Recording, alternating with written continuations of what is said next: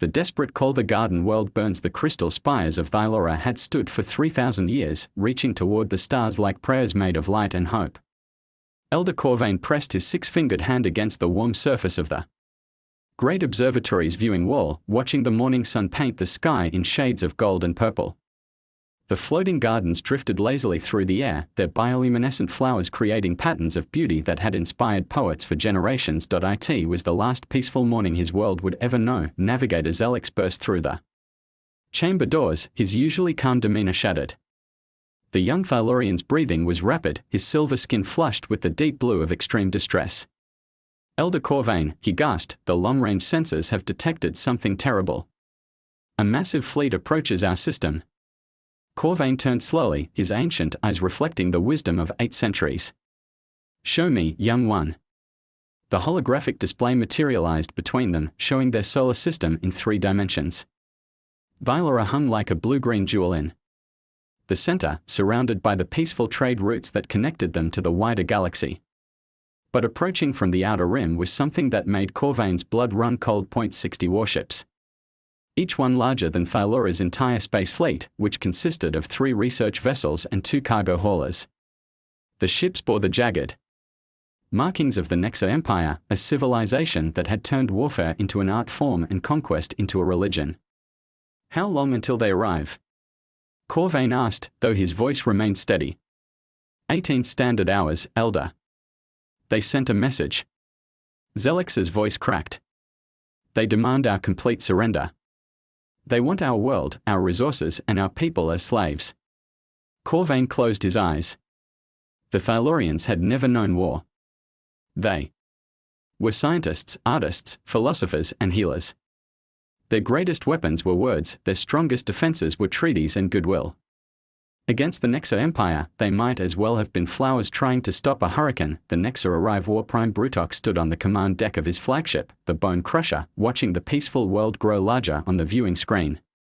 His massive frame was covered in the scars of 100 battles, each one a mark of pride in Nexa culture. His forearms moved independently as he studied tactical displays, his red eyes gleaming with anticipation. Such a pretty world, he rumbled to his second-in-command, Admiral Scar. It will be even prettier when it burns. Scar nodded, his own scarred face twisted into what passed for a smile among the Nexa. Intelligence reports indicate no military installations, no weapons platforms, no orbital defenses. This will be over before the sun sets. That's what makes it boring, Brutok replied. I was hoping for at least some resistance. The troops need practice. He gestured to the planet below. Still, the resources are valuable. The Thylorians have been mining rare crystals for centuries. And their technology, while primitive by our standards, has some interesting applications. The Nexa Empire had conquered 17 worlds in the past decade alone. Each victory had been swift and brutal, leaving behind enslaved populations and strip-mined planets. The Thylorians would be no different. Their peaceful nature made them perfect slaves, and their beautiful world would become another resource extraction facility. Send the final demand, Brutok ordered. Give them one last chance to surrender completely. If they refuse, we begin orbital bombardment in 6 hours. The impossible choice. Elder Corvain stood before the High Council of Thylora, facing the gathered representatives of every city, every district, every community on their world. The great chamber, usually filled with gentle debate and scholarly discussion, now echoed with fear and desperation. We have no choice, said Council of Ixtara, her voice heavy with sorrow. If we surrender, at least some of us will survive. If we resist, they will kill us all. Survive as slaves, countered Councillor Threnix. Is that truly living? Our children will grow up in chains, our culture will be destroyed, our world will be ravaged for its resources. Corvain listened to the debate, knowing that there was no good answer. The Nexa message had been clear: surrender completely or face extinction. There was no middle ground, no negotiation, no mercy. What of the Galactic Council? Asked young Zelix. Surely they will not allow this aggression to go unanswered. The Council has already responded, Corvain replied sadly. They condemn the Nexa actions, but they will not intervene. The Nexa Empire has grown too powerful. Even the great civilizations fear them now. The chamber fell silent. In the distance, they could hear the normal sounds of their world: children playing in the crystal gardens, artists working on their sculptures, teachers sharing knowledge with eager students. All of it would be gone within hours. There is one option, Zelix said quietly. We could send a distress signal. Not to the Council, but to everyone. Every world, every species, every civilization in the galaxy. Someone might answer. Council of Extara shook her head. Who would risk war with the Nexa for a world they have never seen? We are strangers to most of the galaxy. But we are not asking them to fight for us, Zelix continued, his voice growing stronger. We are asking them to fight for what is right. For the principle that peaceful worlds should not be enslaved. For the idea that evil should not go unopposed. Corvain considered this. It was a desperate plan, with little chance of success. But it was better than simply waiting to die or be enslaved. Prepare the transmitters, he decided. Send the message to every corner of the galaxy. Let it be known that we will not surrender willingly, and that we call upon any who value justice to stand with us. The galaxy's response: the message went out across the galaxy at the speed of light, carried by quantum transmitters to every major civilization. It was a simple plea, broadcast in dozens of languages, asking for help from any who would listen. The responses came quickly, and they were all the same. The Altian Federation sent regrets, but explained they could not risk war with the Nexa. The Crystalline Collective offered to take refugees after the conquest. The Synthetic Alliance provided detailed calculations showing that military intervention would be economically unfeasible. One by one, the galaxy's great powers declined to help. Some offered sympathy, others promised to remember the Thylorians in their histories, but none were willing to face the Nexa Empire. As the hours passed and the Nexa fleet drew closer, hope began to fade. The Thylorians had always believed that goodness would triumph over evil, that right would overcome might. But the galaxy, it seemed, had learned to live with injustice. The unexpected answer navigator Zelix had been monitoring the communication arrays all day, hoping against hope for a miracle. The Nexa fleet was now only 2 hours away, and their ships were already charging their weapons. Soon, the bombardment would begin. Then, just as he was about to shut down the receivers, something came through. A signal from the very edge of the galaxy, from a region that most star charts marked as unexplored space. The message was brief, transmitted in perfect galactic standard, but with an accent that Zelix had never heard before. Vylora, this is the Terran vessel Shadowhawk. We have received your distress call. Help is coming. Do not surrender. Repeat, do not surrender. We are en route. Zelix stared at the display, his hands trembling. Terran. He had never heard of such a species. He quickly searched the galactic databases, but found only scattered references to a world called Earth, located in a remote spiral arm. The entries were contradictory and strange, filled with warnings about humans being unpredictable and dangerous. Elder Corvain, he called over the communication system. I have received a response to our distress call. Within minutes, Corvain arrived at the communication center, along with several other council members. Zelix played the message for them, watching their faces for any sign of hope. Humans, Corvain said slowly. I have heard whispers about them. They are a young species, barely 3 centuries in space. But the stories... He paused, searching his memory. The stories say they are unlike any other species in the galaxy. That they think differently, fight differently. Asterisk. But what can one ship do against 60 Nexa warships? Council of Extara asked. Before anyone could answer, another message came through. This time, it was from the Nexa fleet itself. War Prime Brutok's face appeared on the screen, his red eyes burning with fury. Thylorians, he snarled, we have intercepted your pathetic calls for help. No one is coming. In 1 hour, we begin the bombardment. Surrender now, and we will be merciful. Resist, and we will make your suffering legendary. The transmission ended, leaving the chamber in silence. Outside, the first Nexa ships were visible as bright dots in the sky, growing larger by the minute. Something in the dark, Captain Elena Vasquez stood on the bridge of the Shadowhawk, watching the tactical display with cold, calculating eyes. Her ship was humanity's most advanced stealth vessel, invisible to conventional sensors and equipped with technologies that most species couldn't even imagine. "Status report," she said quietly. "We are now in the outer system," reported Lieutenant O'Brien from the communication station. "The Nexa fleet is in standard bombardment formation around the planet. They have no idea we're here."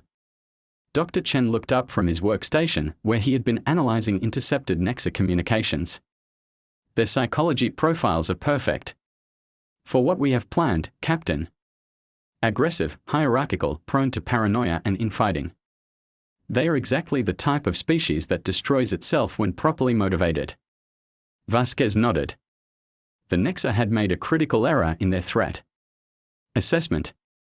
They had assumed that the only response to their aggression would be military force, ship against ship, weapon against weapon.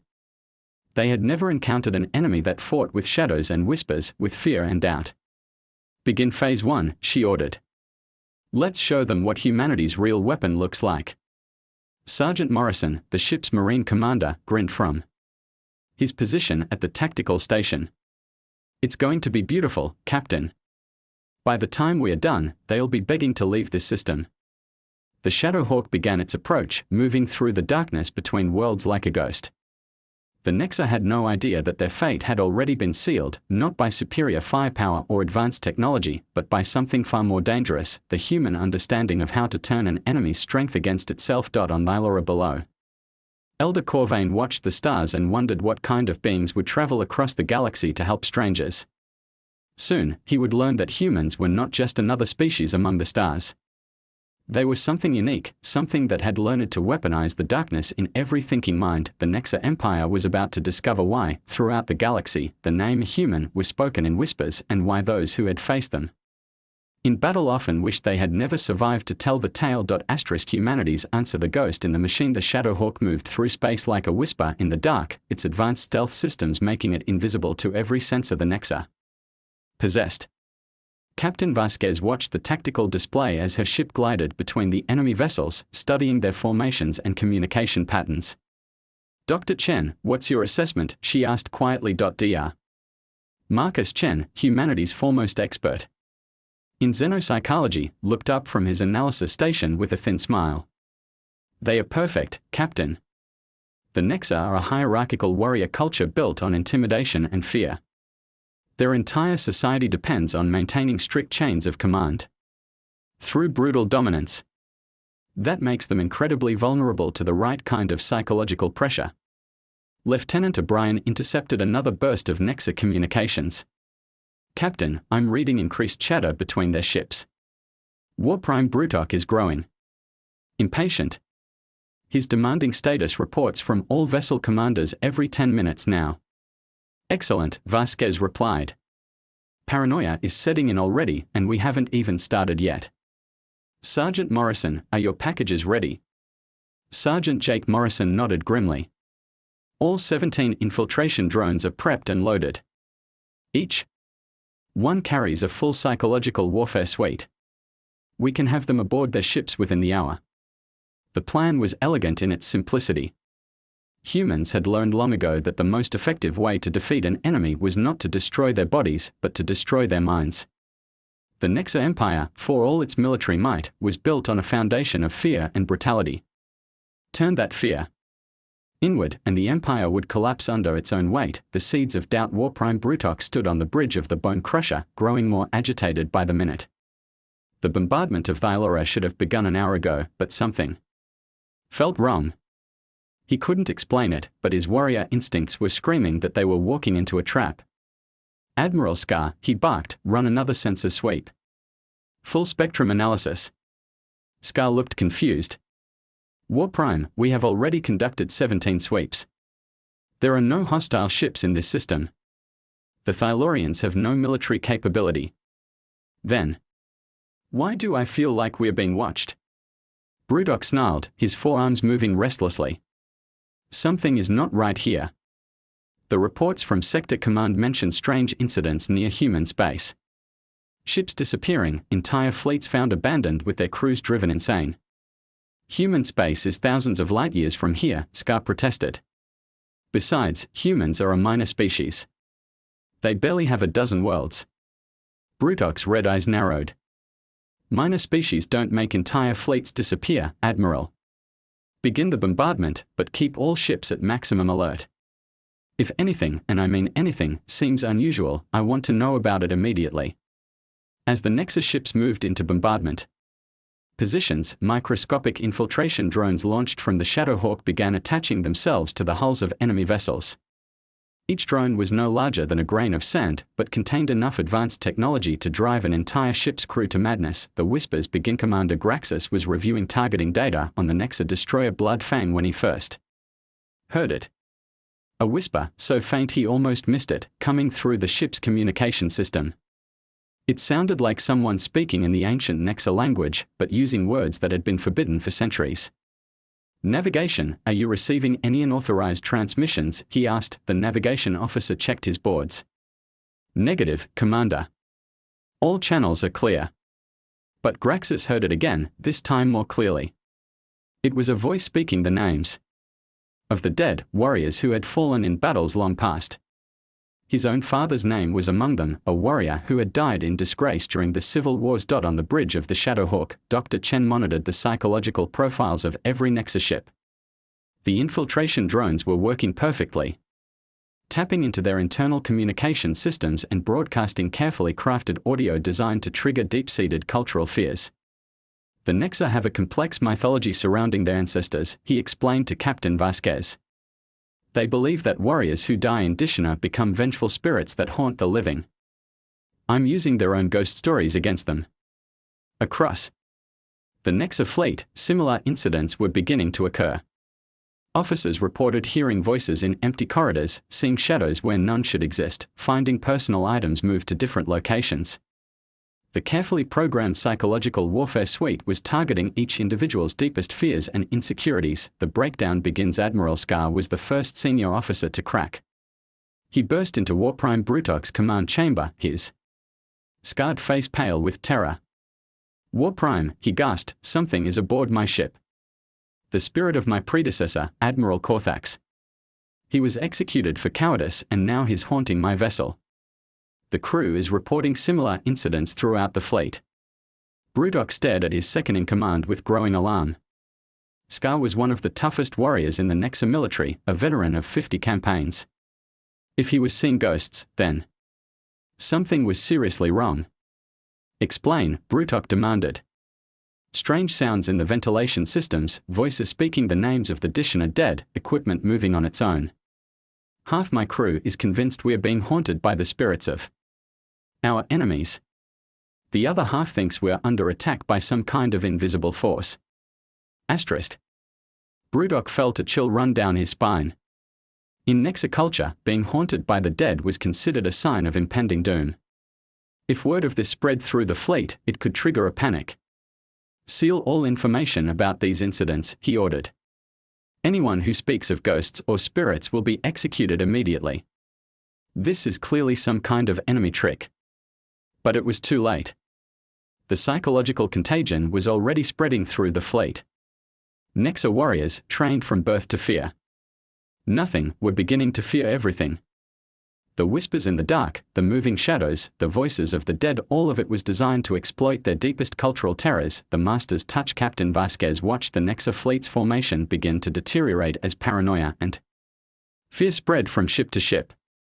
Some vessels were pulling back from their positions, others were demanding continuous sensor sweeps, and a few were beginning to turn their weapons on each other. Dr. Chen, initiate Phase 2, she ordered. With pleasure, Captain.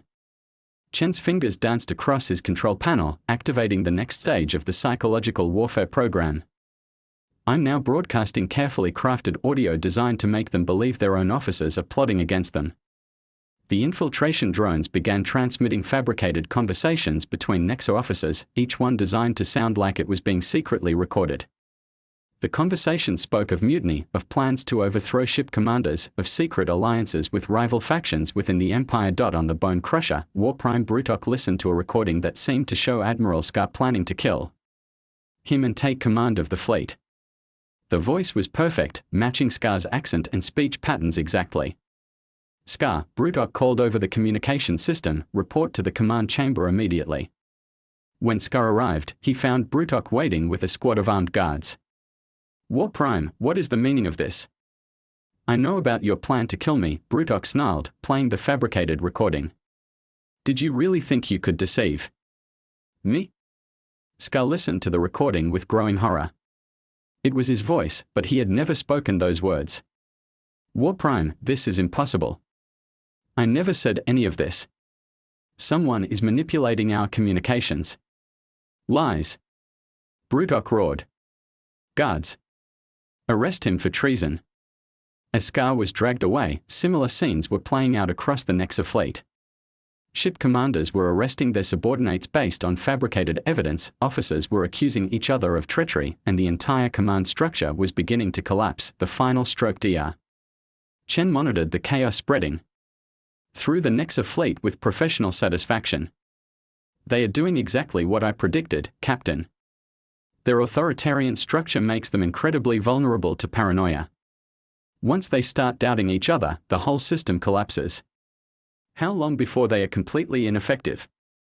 Vasquez asked. At this rate, maybe 6 more hours. But I think it's time for the coup de grace. Chen activated the final phase of his psychological warfare program. I'm now broadcasting a message that will make them believe they are facing the legendary Terran Death Fleet. The transmission went out on all Nexa frequencies, carrying a message that would strike fear into the heart of every warrior in the fleet. Nexa forces, this is Admiral Sarah Chen of the Terran Death Fleet. You are surrounded by 40 human warships, each one invisible to your senses. We have been observing your fleet for the past 6 hours, documenting your weaknesses and preparing for your destruction. You have exactly 1 hour to withdraw from this system, or we will demonstrate why every civilization in the galaxy fears the name human. The message was complete fiction. There was no Terran Death Fleet, no 40 invisible warships, no Admiral Sarah Chen. But the Nexa had no way of knowing that. All they knew was that strange things had been happening to their fleet, and now humans were claiming responsibility. The Empire crumbles. War Prime Brutok stared at the communication display, his 4 hands shaking with rage and fear. Humans. The whispered stories from the frontier worlds, the tales of ships found drifting empty in space, crews driven mad by enemies they could never see or fight. Sensor sweep, he roared. Find them. Find the human ships. But the sensors showed nothing. Empty space, the planet Bylora, and the Nexa fleet. No enemy vessels, no weapon signatures, no sign of the invisible armada that was supposedly surrounding them. War Prime, his tactical officer reported, I'm receiving surrender demands from 7 of our own ships. They are claiming their commanders have been replaced by human agents. The Deathbringer is firing on the Skull Crusher, claiming it's been compromised. The Iron Fist has broken formation and is requesting immediate evacuation. Brutok watched his proud fleet tear itself apart. Ships that had conquered dozens of worlds were now attacking each other, their crews consumed by paranoia and terror. Some vessels were fleeing the system, others were demanding reinforcements, and a few were broadcasting their surrender to an enemy they couldn't even see. This is impossible, he whispered. We are the Nexa Empire. We are the conquerors of worlds. How can invisible enemies defeat us without firing a single shot? The answer was simple, though Brutok would never understand it. Humans had learned it. That the most powerful weapon in the galaxy was not a gun or a bomb, but fear itself. They had turned the Nexa's own strength against them, transforming their military hierarchy into a weakness that could be exploited, the truth revealed on the bridge of the Shadowhawk. Captain Vasquez received a transmission from the planet below. Elder Corvain's face appeared on the screen, his ancient eyes wide with amazement. Captain Vasquez, he said, we are monitoring the Nexa fleet. They appear to be withdrawing. Some of their ships are attacking each other. What did you do to them? Vasquez smiled coldly. We gave them exactly what they deserved, Elder. The Nexa Empire rules through fear and intimidation. We simply turned those tools against them. Dr. Chen stepped forward. Elder, your people asked for help in fighting the Nexa. But humans learned long ago that the best way to defeat an enemy is to make them defeat themselves. We didn't destroy their fleet, we made them destroy each other. But how? Corvain asked. We saw only one ship in our sensors. You saw what we wanted you to see, Vasquez replied. The Nexa never faced a single human weapon. They faced something far more dangerous. Their own fears and prejudices turned against them. Every whisper they heard, every shadow they saw, every voice that spoke to them in the dark was designed to exploit their psychological weaknesses. Lieutenant O'Brien reported from her station. Captain, the remaining Nexa ships are fleeing the system. War Prime Brutok is broadcasting a fleet-wide retreat order. He's claiming the system is cursed and should be avoided at all costs. The legend grows as the last Nexa ships disappeared into hyperspace. Elder Corvain stood in wonder at the viewing wall of the great observatory. His world was safe, his people were free, and it had been accomplished without a single shot being fired. Captain Vasquez, he said, why did you help us? You could have ignored our call like all the others. Vasquez's expression softened slightly. Because someone has to stand up to bullies, Elder. And because humans have learned that the galaxy is a better place when peaceful people are allowed to live in peace. Dr. Chen added, the Nexa will spread stories about what happened here. Tales of invisible human fleets, of voices in the dark, of enemies that can drive entire crews insane without ever being seen. Those stories will spread throughout the galaxy. And the next time someone thinks about attacking a peaceful world, they'll remember what happened to the Nexa. On Bylora, the crystal spires gleamed in the morning sunlight, and the floating gardens drifted peacefully through the air. Children played in the streets, artists returned to their work, and scholars resumed their studies. The world was unchanged. But the galaxy had learned a valuable lesson. Humanity's deadliest weapon was not their technology or their firepower. It was their understanding that the greatest battles are won not with guns and bombs, but with the shadows in the mind and the whispers in the dark. The Nexa Empire had fallen not to superior force, but to their own fears turned against them, and across the galaxy, in the darkest corners of space, other would-be conquerors heard the stories and wondered if one human ship could destroy an entire fleet without firing a shot. What could humanity do if they were truly aroused to anger? The answer, they hoped, was something they would never have to discover.